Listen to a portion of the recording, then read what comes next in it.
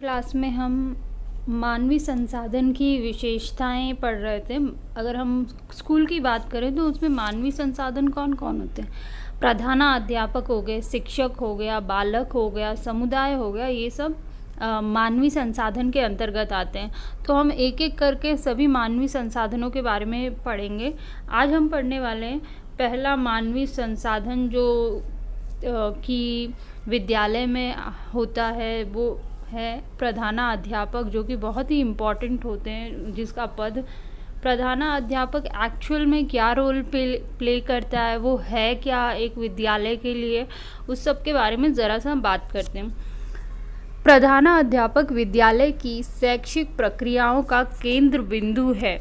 Of course अगर आप बात करें प्रधानाध्यापक की, प्रिंसिपल की, तो वो किसी भी शैक्षिक प्रक्रिया का, जो स्कूल में जो एक्टिविटी होती है, एजुकेशनल एक्टिविटीज़ होती है, प्रोसेस होता है, उसका केंद्र बिंदु है, सेंट्रल पॉइंट है। टीचर से बात करना, बच्चों से बात करना, सबको कोऑर्डिनेट करना और कोई भी शिक्षण कार्य कराना, ये सब काम किसका होता है? प्रधानाध्यापक का। तो कोई भी शिक्षण प्रक्रिया है, उसका केंद्र बिंदु प्रधानाध्यापक होता है।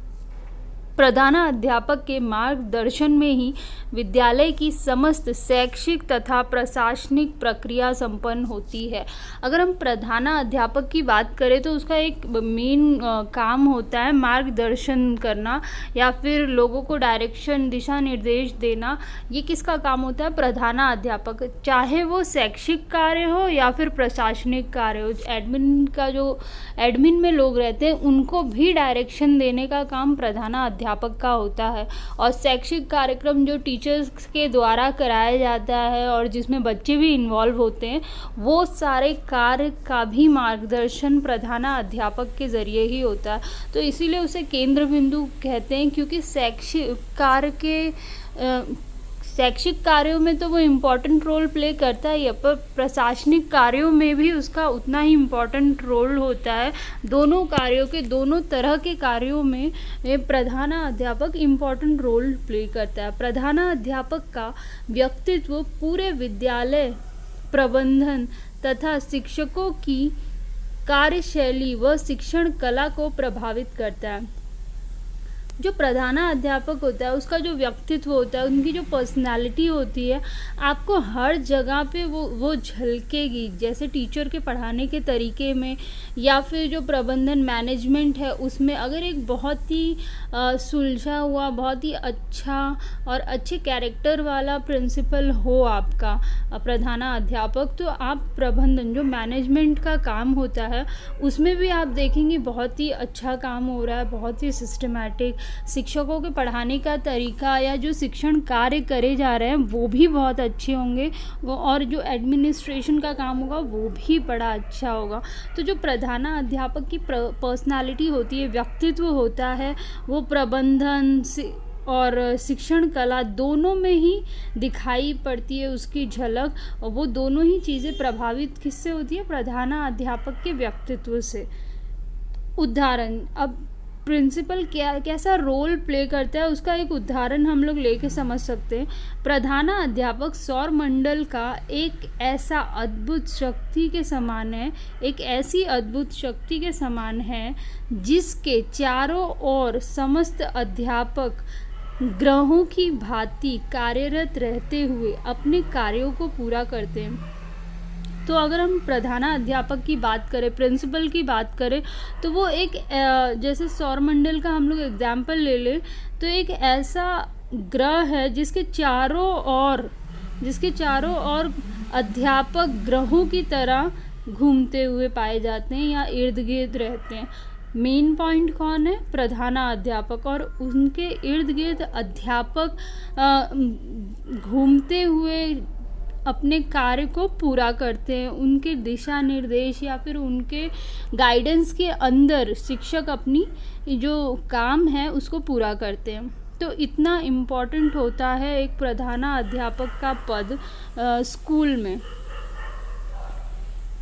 अगर प्रधानाध्यापक की गुणों की बात करें, एक आदर्श प्रधानाध्यापक प्रिंसिपल में क्या गुण होने चाहिए, क्या चीज़ें उनमें होनी चाहिए, तो पहले तो लोगों को समझने की शक्ति।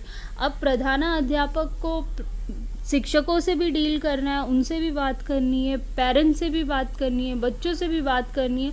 तो एक अच्छे प्रधानाध्यापक में लोगों को समझने की शक्ति होनी चाहिए, क्योंकि उन्हें विभिन्न तरह के लोगों से मिलना है, बहुत वैरायटी के लोगों से मिलना है, उनसे बात करनी है और उनको समझने की शक्ति उनमें होनी चाहिए।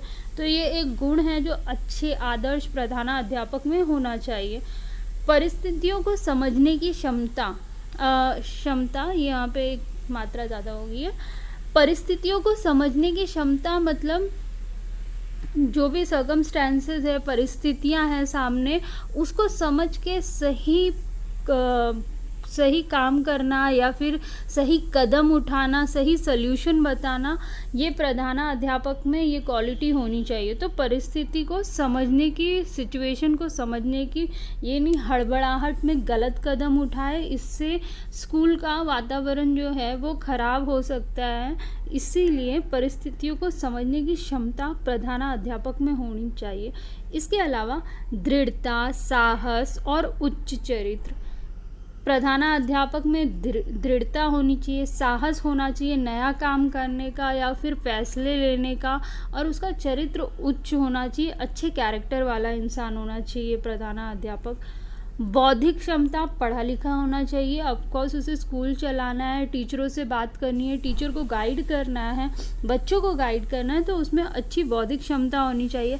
सामाजिक चेतना, देखो बच्चे पढ़ के समाज में जाने वाले हैं, तो समाज की क्या ज़रूरतें हैं, क्या चीज़ वो चाहते हैं एक्चुअल में अपने बच्चों को, किस तरीके से बच्चों को तैयार करना चाहते हैं, तो समाज में जो भी प्रॉब्लम है उसको सॉर्ट आउट करना या उनकी जो इच्छाएं हैं उनको पूरा करना, ये सब कब हो पाएगा, जब प्रधानाध्यापक में सामाजिक चेतना हो। दूसरा, व्यावसायिक ज्ञान, जो व्यवसाय से वो जुड़े हुए हैं, जो शिक्षा से जुड़े हुए हैं, उसका ज्ञान होना बहुत ज़रूरी है एक अच्छे प्रधानाध्यापक में।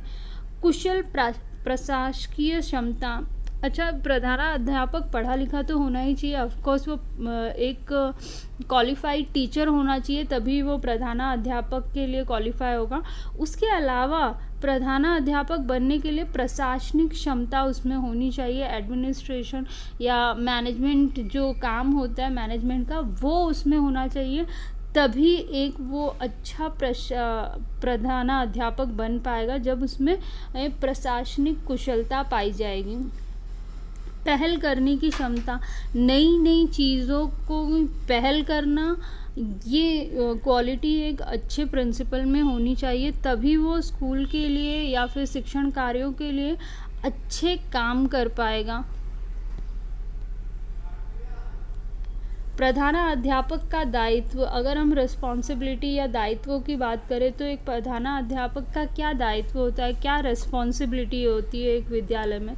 विद्यालय की समस्त गतिविधियों का दायित्व उसके ऊपर होता है, जो सारी एक्टिविटी चलती रहती है स्कूल में, जैसे शिक्षण कार्य हो गया, प्रशासनिक कार्य हो गया, को करिकुलर एक्टिविटीज़ हो गई, ये जो भी समस्त गतिविधियाँ चलती रहती हैं उसका दायित्व किस पे होता है, प्रधानाध्यापक पे।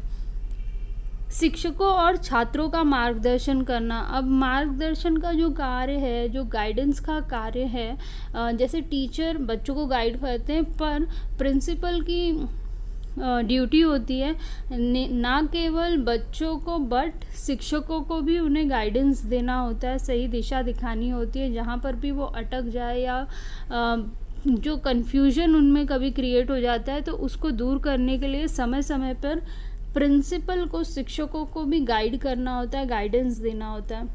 कार्य विभाजन, प्रिंसिपल का काम होता है टीचरों में या फिर जो एडमिनिस्ट्रेशन वर्क है, मैनेजमेंट का वर्क है, उसमें लोग जो हैं उनका कार्य विभाजन करना, सभी को सही तरीके से कार्य विभाजित करके देंगे तभी स्कूल ढंग से चल पाएगा, अच्छे से चल पाएगा।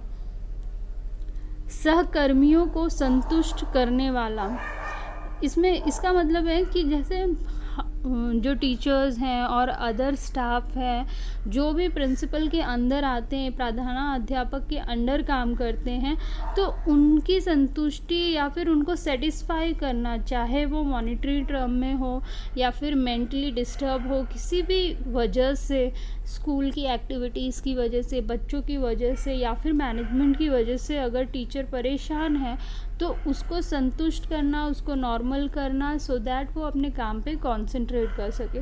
तो सहकर्मियों को संतुष्ट करना भी प्रधानाध्यापक का दायित्व होता है। तो आज हमने प्रधानाध्यापक के गुणों और दायित्व के बारे में पढ़ा है। कल हम शिक्षक के गुणों के बारे में और उनकी भूमिका स्कूल में क्या है, विद्यालय में, उसके बारे में पढ़ेंगे। आज के लिए इतना ही।